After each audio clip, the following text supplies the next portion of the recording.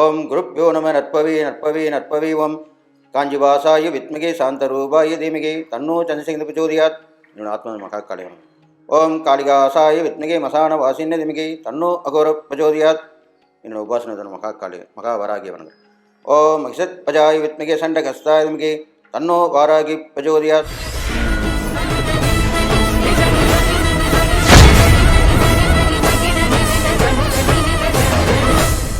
அடியேன் உங்கள் சிவயோகி சிவசக்திமான் சுவாமிகள்.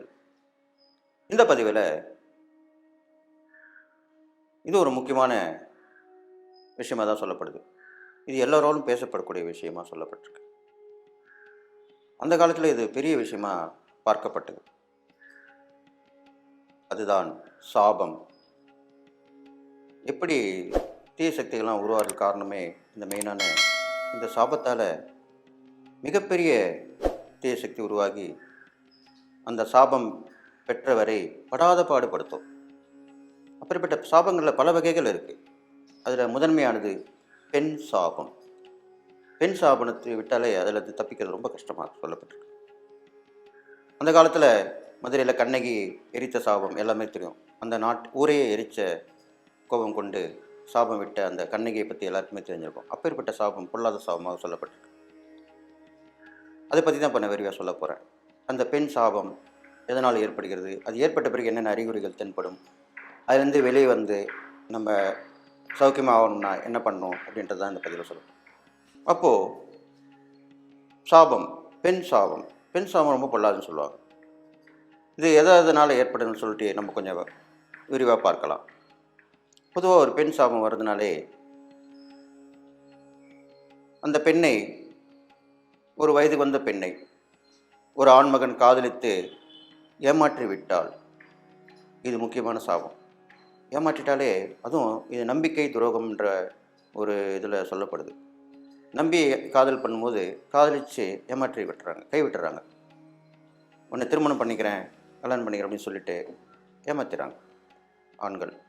அப்போது இந்த சாபம் ரொம்ப பொல்லாத சாபமாக சொல்லப்பட்டிருக்கு. அடுத்ததாக பார்த்திங்கனாக்கா, அந்த பெண் வகையில் பார்க்கும் பொழுது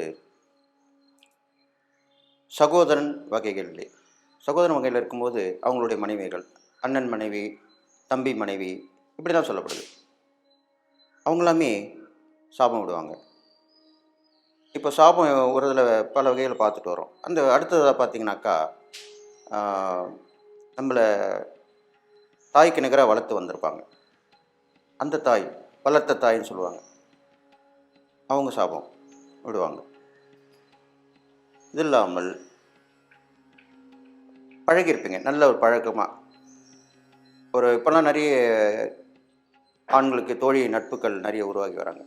அப்படிப்பட்ட வகையிலுமே நட்பில் பிரச்சனை வந்தாலும், ஏதாவது அவங்கள ஏமாத்துகிற மாதிரி இருந்தாலும் அந்த வகையிலும் சாபம் விட்டுடுவாங்க அந்த பெண்கள். இது மாதிரி பல வகையான பெண் சாபம் சொல்லப்பட்டு வருது.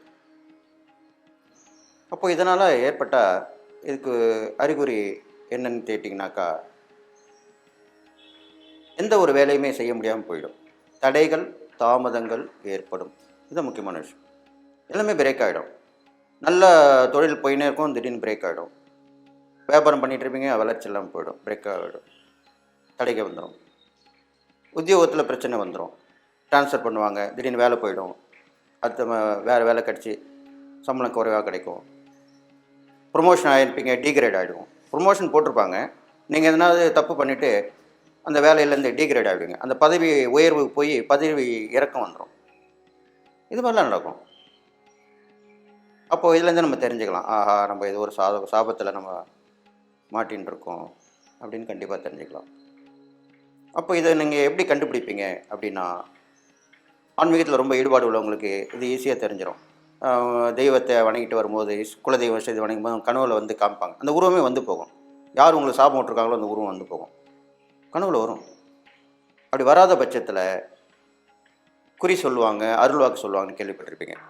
அவங்கக்கிட்ட போகும்போது நான் முன்னுமே சொல்லியிருக்கேன், நல்ல ஆளை பார்த்து சேடி பொண்ணு கண்டுபிடிக்கணும், விசாரிச்சுட்டு தான் போகணும். அப்படிப்பட்டவங்ககிட்ட போய் நீங்கள் கேட்கும் பொழுது கண்டிப்பாக நீங்கள் இந்த மாதிரி பாதிக்கப்பட்டிருக்கீங்க, இவங்களால் பேர் சொல்ல மாட்டாங்க, இந்த மாதிரி ஒரு உறவில் இருக்காங்க, இந்த மாதிரி ஒரு விஷயம், இந்த பெண்ணு தான் உங்களுக்கு விட்டுருக்காங்க அப்படின்னு சொல்லுவாங்க. இதெல்லாமே கண்டுபிடிச்சிடலாம். அதுக்கப்புறம் நீங்கள் என்ன பண்ணணும்னு கேட்டிங்கன்னா, இவங்கன்னு தெரிஞ்சிடும் இல்லையா? அப்போது அவங்களோட நெருக்கமாக அவங்க நெருக்கமாக கூட இருப்பாங்க. ஆனால் அவங்க சாபம் விட்டுருப்பாங்க. மனசால சாபம் விட்டுருப்பாங்க. இப்போலாம் அப்படி தான் நிறைய நடக்குது. அந்த காலத்தில் பார்த்தீங்கன்னா, ஒரு வீட்டு சண்டை, தெரு சண்டை, வாய்க்கா சண்டை, வரப்பு சண்டை, நில சண்டை இப்படிலாம் நடக்கும். அப்போது வாய் விட்டே விட்டுருவாங்க. நீ நல்லா இருக்கக்கூடாது, நீ இப்படி ஆயிடணும், அப்படி ஆயிடணும்னு மண்ணை வாரி விடுவாங்க. அதெல்லாம் இப்போது நிறைய மறைமுகமாக மனசுக்குள்ளேயே ஏற்படக்கூடிய சாபம் தான் இப்போ நிறைய விஷயத்தில் வந்துட்டுருக்கு. அப்போ இந்த மாதிரி காதலில் ஏமாத்தினவங்க, பங்காளிகளோட மனைவிகள் சாபம் வர்றது, அது அவங்க ஏன் சாபம் வர்றாங்க? சொத்து தகராறில் தான் சாப்பிடுவாங்க. நம்ம வீட்டுக்காருக்கு கம்மியாக சொத்து பிரிச்சுட்டாங்க, நம்மளுக்கு கொடுக்கல ஒன்றும், அவங்க வரைக்கும் எடுத்துக்கிட்டாங்க. மாமியாரோட நகை போயிடுச்சாங்க, மாமனாருடைய சொத்து போயிடுச்சு, பொருள் போயிடுச்சு, உடைமை போயிடுச்சு. இப்படிலாம் அந்த பங்கு சரியாக வரலன்னா அதை அவங்க சாபம் விடுவாங்க. இந்த வளர்த்த தாய் சொன்னேன் இல்லையா, இவங்க பெற்ற தாயே இந்த காலத்தில் வேணான்னு சொல்லி பிள்ளைகள் தூக்கி எறிஞ்சிடறாங்க. அப்போது வளர்த்த தாயுமே வேண்டான்னு விட்டுருவாங்க கல்யாணம் ஆன பிறகு. அப்போ அவங்க மனசில் பொறுமுவாங்க, நம்ம எவ்வளோ கஷ்டப்பட்டு வளர்த்தோம், தாய் இல்லாமல் குறைய போக்கி தாய்க்கு தாயாக வளர்த்து வந்தோம், இவன் நம்ம மதிக்காமல் போயிடுச்சே அப்படின்னு சொல்லி சாப்பிட்டுருவாங்க. ஸோ இந்த மாதிரி சாபங்கள் எல்லாமே பெண் சாப வகையில் சேர்ந்தது. அப்போது இது யாரும் நம்ம கண்டுபிடிச்சிட்டோம்னா அவங்களுடைய இன்னும் நெருக்கமாக பழக இருந்துக்கிட்டு அவங்கக்கிட்ட முடிஞ்சா நம்மளோட பெரியவங்களாக இருந்தால் அவங்ககிட்ட ஆசீர்வாதம் அவங்க பார்க்கணும். எதனா ஒரு கொடுத்துட்டு எனக்கு ஆசீர்வாதம் பண்ணுங்கள், நான் இந்த மாதிரி ஒரு விஷயம் போக போகிறேன், அது பண்ண போகிறேன் அப்படின்னு நீங்கள் அதை ஊற்றி காமிச்சக்கூடாது. ஆனால் அவங்ககிட்ட ஆசீர்வாதம் வாங்கிடணும். இது ஒன்று. அடுத்ததாக பார்த்தீங்கன்னா, அவங்கக்கிட்ட நீங்கள் தண்ணி வாங்கி குடிக்கணும். அப்போ தண்ணி வாங்கி குடிச்சல தண்ணிக்கு வந்து அவ்வளோ தோஷமே இல்லை, எந்த தோஷமே தண்ணியை பாதிக்காது. அவங்க கையில் தண்ணி வாங்கி குடிச்சிட்டிங்கன்னா அந்த சாபமே விளைக்கிறதுக்கு உண்டான வாய்ப்புகள் இருக்குது. அது ரொம்ப கஷ்டம்னா அவங்க கொடுக்கணும். உங்களுக்கு பொதுவாக சாபம் விட்டவங்க கொடுக்க மாட்டாங்க, விஷயம் தெரிஞ்சவங்க கொடுக்க மாட்டாங்க, தண்ணி கொடுக்க மாட்டாங்க. அவங்க கையால் தண்ணி வாங்கி குடிக்கணும். அப்போது அந்த சாப விமோசனம் ஏற்படும். இதுவும் முடியல அப்படின்னா கண்டிப்பாக நீங்கள் அருகாமையில் உள்ள கோயிலில் போயிட்டு குலதெய்வம் விஷயத்தை வணங்கிட்டு, இந்த மாதிரி நான் தெரிஞ்சுக்கிட்டேன், அவங்க மூலிமா எனக்கு பிரச்சனை வரக்கூடாது, அந்த சாபம் வந்து விமோசனம் ஆகணும், அதுக்கு நல்லா உங்களை வணங்கி வரேன் அப்படின்னு சொல்லி தொடர்ந்து வணங்கி வரலாம். வீட்டில் வணங்கி வரலாம், வெளில வணங்கி வரலாம், அன்னதானம் செய்யலாம். அந்த யார் உங்களுக்கு பெண் சாப்பிட்டாங்களோ அவங்க வயதை ஒத்த உங்களுக்கு போய் சாப்பாடு தண்ணி வாங்கி கொடுத்து, துணிமணி வாங்கி கொடுத்து, அவங்க மனசில் உங்களுக்கு வாழ்த்துற மாதிரி செஞ்சுட்டு வரலாம். இது மாதிரிலாம் பண்ணிட்டு வரலாம். பெரும்பாலும் அவங்கக்கிட்ட ஆசீர்வாதம் வாங்குறதும் தண்ணி வாங்கி குடிக்கிறது தான் நல்லது. சரி, இதுக்கப்புறமும் அது போகலை, நம்மளை விட்டு விலகலை அப்படின்ற போது கண்டிப்பாக இது வந்து கடைசி முயற்சி தான். தன்னத்தனம் பிரயத்தனம் தெய்வத்தனம்னு சொல்லுவாங்க. அந்த மாதிரி மதுரையில் போனீங்கன்னா மீனாட்சி அம்மன் இருப்பாங்க.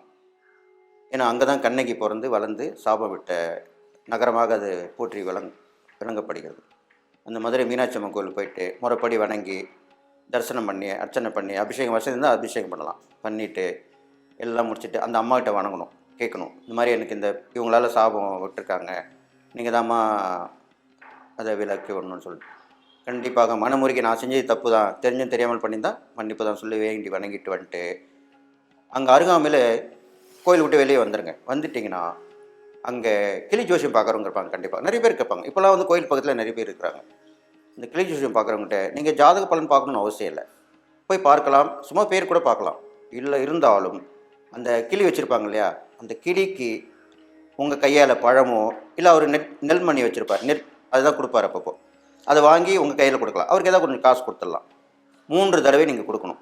உங்கள் கையால் வாங்கி அந்த நெல்லை கொடுக்கலாம். இல்லைன்னா கிளி சாப்பிடக்கூடியது என்ன பழங்கள், அந்த பழங்களை வாங்கிட்டு போய் அவருடைய பர்மிஷன் கேட்டு வாங்கிட்டு அவருக்கு கொஞ்சம் காசு கொடுத்துட்டு 3 தடவை அந்த பழத்தை அதுக்கு ஊட்டலாம். அந்த கிளி கூட்டணும். கிளி வந்து மதுரை மீனாட்சி அம்மனுடைய தோட்டத்திலேயே உள்ளது. தோள்பட்டையில் அந்த கிளி உருவம் இருக்கும். அப்போ அதுக்கு கிளிக்கு கொடுக்கும்பொழுது அது நம்ம தெய்வத்துக்கு போய் பண்ண முடியாது, கிட்ட நெருங்க முடியாது. அப்போது நம்ம வேண்டிட்டு வரும்போது அன்னதானத்தினாலையும் இந்த மாதிரி கிளிக்கு உணவு கொடுக்கும்போதும் மூலியாகும் அந்த பெண் சாபம் கண்டிப்பாக மறைந்துவிடும். நாளிலும் மறைஞ்சிடும். கொஞ்சமாக மறைஞ்சு உங்களுக்கே தெரிஞ்சிடும் டெவலப்மெண்ட்டு. இந்த பிரேக் ஆன நிகழ்ச்சி எல்லாமே ரிலீஃப் ஆகும். தொழிலில் முன்னேற்றம், வியாபாரத்தில், உத்தியோகத்தில் ப்ரொமோஷன் கிடைக்கிறது, இன்க்ரிமெண்ட் கிடைக்கிறது எல்லாமே வந்துடும். உங்களோட வருவாய் கண்டிப்பாக தடைபட்டிருக்கும், அது நான் கண்டிப்பாக வந்துடும் இனிமேல். அப்போது இவ்வளோ விஷயம் இருக்குது இந்த பெண் சாபத்தால். இதெல்லாம் பண்ணிட்டு வரணும்.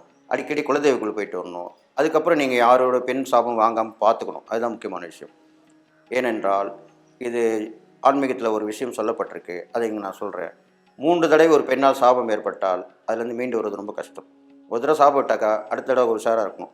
2வது தடவை வாங்கிட்டா கூட பரவாயில்ல. 3வது தடவை சாபம் வாங்கக்கூடாது. அது இந்த ஜென்மத்திலேயே தீராத சாபமாக போயிடும். அதனால் இதெல்லாம் பார்த்து இங்கே நடந்துக்கிட்டு வந்துட்டிங்கன்னா இந்த பெண் சாபம் கண்டிப்பாக உங்களுக்கு விலகிடும். அதுலேருந்து வெளியே வந்துடுவீங்க. கண்டிப்பாக நல்லா இருப்பீங்க. நல்ல வாழ்க்கை தான் வாழ போகிறீங்கன்னு சொல்லி எல்லா நலமும் வளமும் பெற்று வாழ்வீங்கன்னு சொல்லி வாழ்த்தி விடைபெறுகிறேன். நன்றி.